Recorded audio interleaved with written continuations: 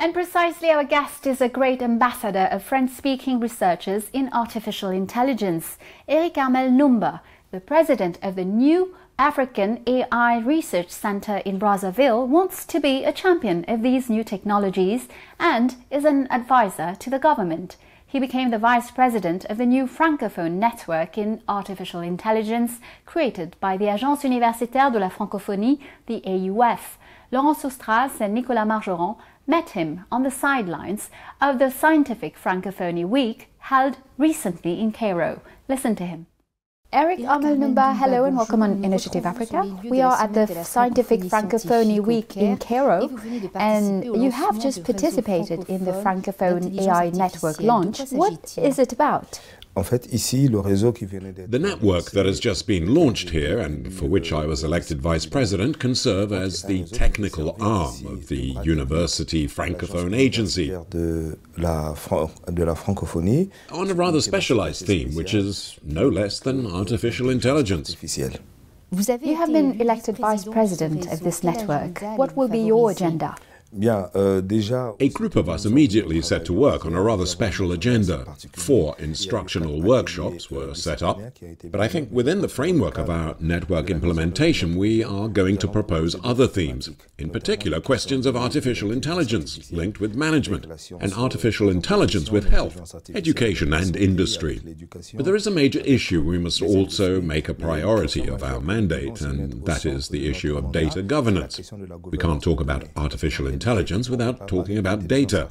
This data is the source, in fact, of the very use of artificial intelligence. And so we will set up several research and innovation centers to respond to the problem of artificial intelligence in all the member countries of the University Francophone Agency. What form will this governance take? First, it must be said that the legal and regulatory frameworks differ from one country to another. So we need to harmonize the legal and regulatory framework in each country.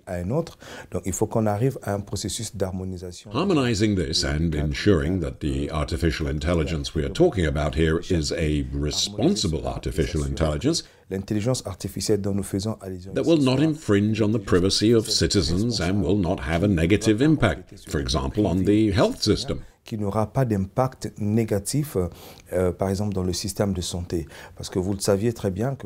as you know, artificial intelligence is algorithms, and they must be algorithms in which the possibility of mistakes is reduced to zero. Imagine in the case of the health system, for example, or in molecular research, if the algorithms used for producing or processing data make errors. What will happen is that we will have very catastrophic results in the health system. This year, the African Research Center for Artificial Intelligence was created in Congo. What are its objectives? One thing to be said is the African Research Center for Artificial Intelligence was created by the head of state, His Excellency Denis Sassou Nguesso, with the support of the United Nations Economic Commission for Africa. The objective of setting up the center is precisely to respond to the problem of the lack of digital skills on the African continent in all these emerging technologies. The African Research Center was inaugurated on the 21st of February this year, with 4 training programs. We have a training program for bachelor's and master's degrees to prepare African students who want to do their master's degree in artificial intelligence and data science. And then we have another program, CARIA, the African Artificial Intelligence Research Center, which is a certification program for employees of public and private companies who want to deepen their knowledge of artificial intelligence and other emerging technologies. And we also have a program called Carrier Power. This is a program that is only for young graduates who are unemployed but who want to get a second chance in the labor market. At that point, they come to Carrier to be trained in the new professions of the future. The new professions of the future are, as you know, artificial intelligence, machine learning, big data, and 5G. All of these are professions of the future. We also train young people. These are certification courses. We also train them to give them a second chance in life. And finally, we have the Carrier Youth program. This is the latest, the fourth program, which is aimed at green classes. So it is an introduction to robotics and artificial intelligence for primary and secondary school students. So, bridging the digital divide and promoting these new modern digital tools in Africa, can you tell us why has this become so urgent? It's urgent because Africa has this opportunity, and with today's increasing pace of digital transformation, Africa has this chance to leap ahead, compared to Western countries that started using these tools years ago. Today, Africa cannot afford to miss this revolution. The digital transformation revolution.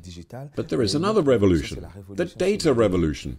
Today, Africa has the opportunity, compared to other countries, already developing countries, to seize the opportunity to absorb all these emerging technologies. Therefore, all the states have been asked to speed up, to review the school curriculum of students, and determine the extent the curriculum should include programs linked to the development of digital skills, the development of new technologies which are here to disrupt our daily lives. You mentioned schools. What about education? Should these tools be used in primary schools in Africa? I've already said we must introduce our young primary, secondary school students to digital tools at an early age, and that's the key, as it's been proven. It's a well-known, even with children who live with us at home every day, you can see how quickly they appropriate digital tools, particularly tablets, all of that kind of thing. So we need to add knowledge about these children. We must give them material on all these digital tools, but also the applications that go with them. Can and will the Republic of Congo use this opportunity to become a regional hub for developing digital technologies in this region, knowing that Rwanda is also positioning itself in this field? Is there competition or synergies? Well, there may not be competition, but there is synergy. But competition is very important because it makes things move along. We have taken the initiative to set up the African Research Center. It's not just a Congo center, it's an African center. It's true that other countries have already national centers, but this is an African center. The objective is to have this center recognized by the African Union Commission as a continental center of excellence that would receive all African students. And the idea is to transform the Congo into a hub, perhaps for technologies or for a specific subject. Because if Rwanda develops other topics, then why not? Congo can also become a champion country for other initiatives. We have already been designated Initiative Country and Champion Country twice by the United Nations Economic Commission for Africa. And it's not our first project. We have already carried out several projects for which we have been designated as a champion country, like Rwanda. When you think of the digital industry in Africa, you see Kenya, South Africa, Nigeria, and now Rwanda. Why do you think these countries have succeeded? Well, two things here. First, the problem of popularizing initiatives. Other countries are working, but we must see whether these countries can promote their initiatives to make their products and services known at the country level and on the national and international markets as well. That is a problem. Kenya may have the capacity to go faster. For example, you know Kenya today has been a reference because of M-Pesa, but other countries are still laboring. The objective here is to work together and encourage the states and the governments to popularize digital products and services created by nationals on the national and international markets. What role can incubators play in developing truly useful applications for Africa? No, the incubators have a role to play, a very important role to play in the development not only of skills, applications, but also in management. Because today Africa needs a lot of startups, not only stand-ups, but startups. We need people who create, and when they create applications, how do we place these applications into the labor market? how to spread the use of these applications, how to support, collect, and raise funds to operationalize their products and services. That's the problem. And that is the role of an incubator. It incubates, prepares, and puts it in touch with the institutions capable of raising funds to support this type of initiative. You are a cybersecurity expert. Is cybercrime a major concern in Africa? Well, first, cybersecurity. Cybersecurity is a major concern in Africa because today cybersecurity is at the center of all government programs in African countries. You cannot talk about digital transformation without data security, infrastructure security, without IT systems security. And today you can see the costs of not having this security. Many states have lost a lot of money because of cybersecurity risks. So this is a concern. I think that in all development programs today, cybersecurity is seen as an investment, not an expense. Having said that, governments understand the stakes involved in cybersecurity. Finally, a more personal question. You are an advisor to the Minister of Telecommunications in Congo. You have experience dealing with institutions and governments. Are they ready to put in the means and persist in developing AI in Africa?